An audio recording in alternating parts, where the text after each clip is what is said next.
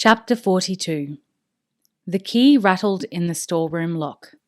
The prisoners glanced up idly. It was morning, a few hours after first light, and they were accustomed to having the first meal of the day delivered about now. They had fallen into a routine. The day was divided by the 3 meals they were given.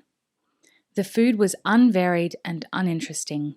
Usually yesterday's flatbread, stale and tasteless, and a handful of dates, not enough to provide any of them with a real meal.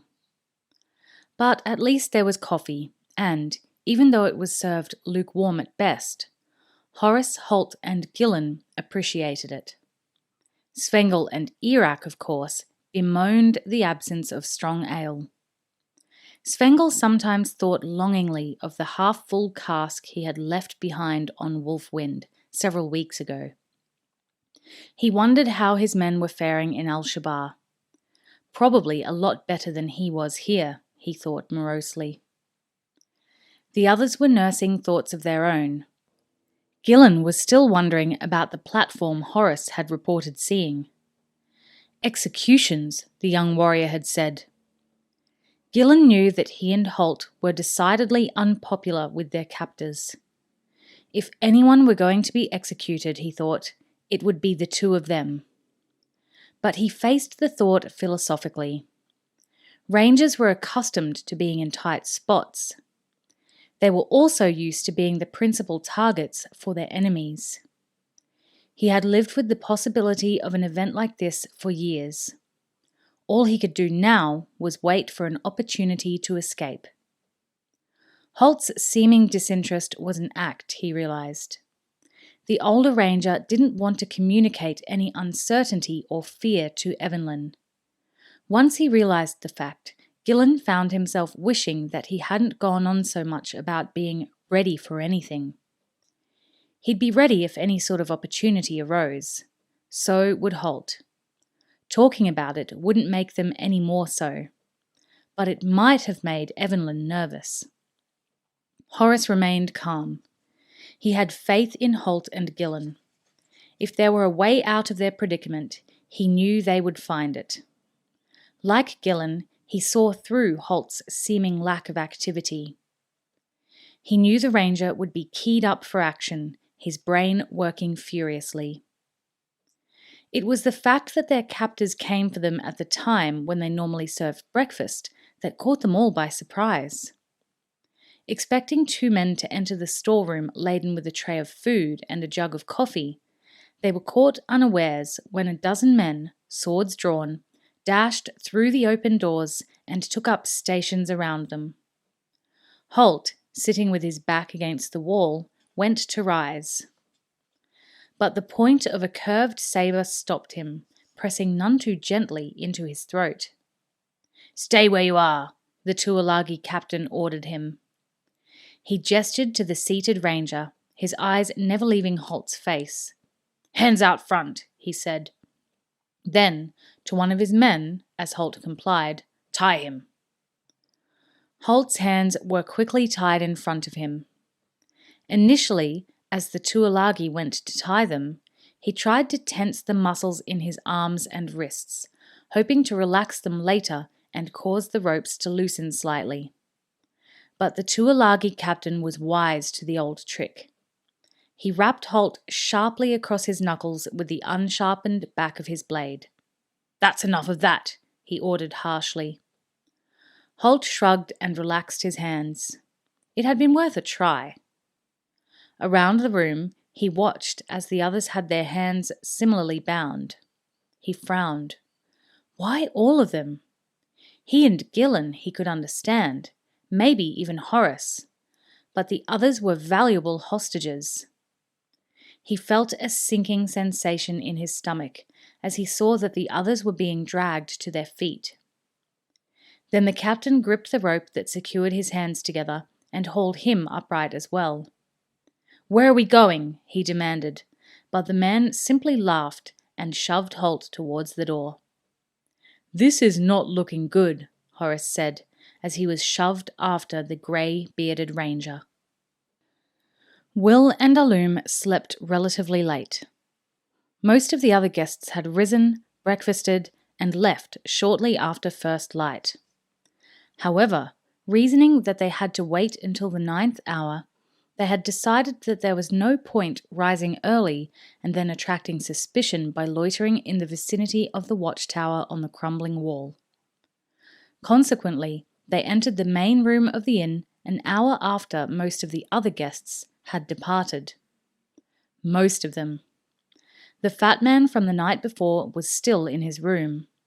He had watched, his door held just a crack open, as the two young men made their way down the hall to the stairs. Saoud was a vain man. He was a wealthy cloth merchant, and he owned several stalls in the marketplace, all manned by his paid staff. The actual business of dealing with customers was beneath Saoud these days. He was too wealthy and too important for such crass dealings. Instead, he spent his time in coffee houses, where he expected to be treated with the respect due to a rich, self-made man. All of which added up to the fact that he hadn't liked Alum's brusque, disrespectful manner the previous night. In Saoud's eyes, he was a man who deserved respect, fawning respect even, from people he encountered. He wasn't used to the sort of thinly veiled threats that Alum had made. And he hadn't liked the fact that others in the coffee room had joined in on the stranger's side. There was something suspicious about those two, he thought, and he knew people who might be pleased to hear about it. As Alum and Will descended the stairs to the coffee rooms below, he quietly emerged from his room, closing the door gently behind him, wincing at the noise the lock made as it slipped home. Surely they must hear him. But no, he could hear their voices floating up the stairway as they talked, without interruption or pause. Walking carefully, staying close to the wall to avoid having floorboards squeak under his bulk, he moved to the stairs himself. He paused as he heard the main door of the inn open and close. For a moment, he thought the two men had left. Then he heard the older one speaking to the innkeeper. So the younger one had gone outside for something, he thought. But what? He edged his way down a few more stairs, his ears alert for any sound of his quarry returning. Then he heard the front door again and saw the younger stranger moving past the hall at the bottom of the stairs, into the coffee room again. This time he was carrying what looked like a long staff, wrapped and tied in canvas, in his right hand. Saoud frowned. He had never seen a staff like that before. Moving carefully, he went down the rest of the stairs and let himself out into the street through a side door. There was another alleyway a few meters to the right, even smaller than this one. He hurried to it, moving gratefully into the shadows, then settled down to wait for the two men to leave. A few minutes later, they emerged from the inn and turned left, heading north. Saoud watched them curiously, then followed them. It was already 30 minutes past the 8th hour, and the majority of people in Marshavar would be heading for the market square. Even though they might have no argument with the prisoners who were scheduled to die, an execution was a spectacle, and most people wanted to watch it. Why then were these two heading away from the square? There was nothing of interest on the northern side of the town, just a confusing jumble of falling down, rat-infested hovels. And the crumbling old wall itself, of course, with its ramshackle watchtowers. Turning abruptly, the fat cloth merchant retraced his steps. Talish might be interested to hear this, he thought. Talish was a Tuolagi warrior, a minor authority in the nomad band, who usually travelled with 2 henchmen to do his bidding. They had quickly established a reputation among the Aridi townspeople as thieves and standover men. Somehow, they always seemed to divine where wealthy Aridi merchants had hidden their money or their best products.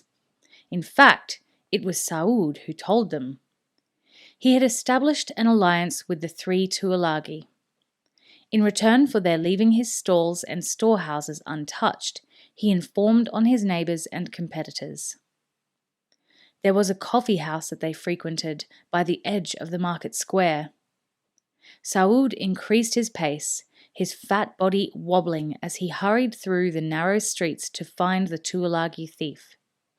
If Talish didn't seem interested in the 2 men, he'd tell them they were carrying a purse full of gold. That would definitely get the Tuolagi's interest. Later, Saud could always claim the strangers must have lost it or hidden it. If Talish were frustrated or angry at the absence of the gold, it would only work against the 2 strangers. And as far as Saud was concerned, that was all to the good. Will and Alum picked their way through piles of rubbish and fallen masonry. The northern section of the town was in the worst state of disrepair. The houses had been left to rot and collapse and had been taken over by squatters, the poor, the unemployed, the criminally inclined. From time to time, they saw faces peering furtively through crumbling doorways at them. As soon as they were spotted, the observers would pull back into the shadows of the houses. The streets here were narrow and wound in a haphazard fashion as they detoured around houses that had collapsed and had simply been left where they fell, gradually deteriorating into shapeless mounds of masonry. Will had lost his sense of direction some time back. He hoped Alum knew where they were heading.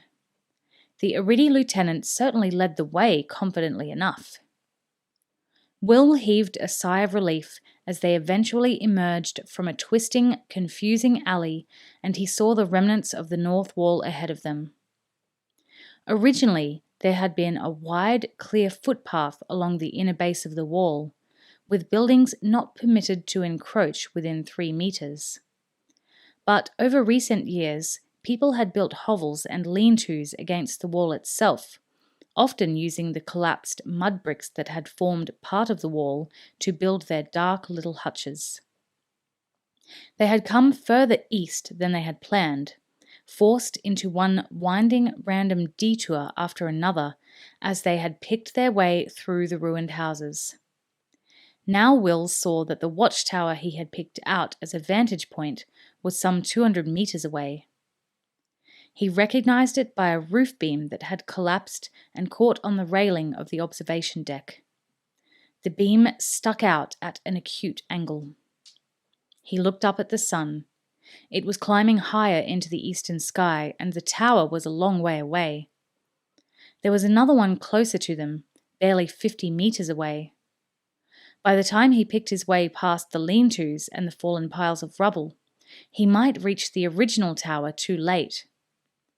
It had taken them longer than they had estimated to traverse the ruined part of the town. He gestured to the nearer tower. "That'll have to do," he said, and Alum nodded. He was looking worried. "It's getting late," he said. "They'll be starting any minute." Half running, they picked their way through the chaos of fallen masonry and hovels towards the nearer of the 2 watchtowers.